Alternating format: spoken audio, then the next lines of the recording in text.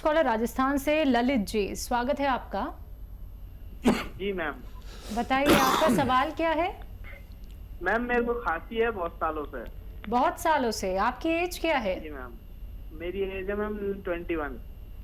जी। देखिए, अगर बहुत सालों से है तो आपने ज़रूर टीबी का टेस्ट कराया होगा, और नहीं कराया है तो करा लें। ठीक है।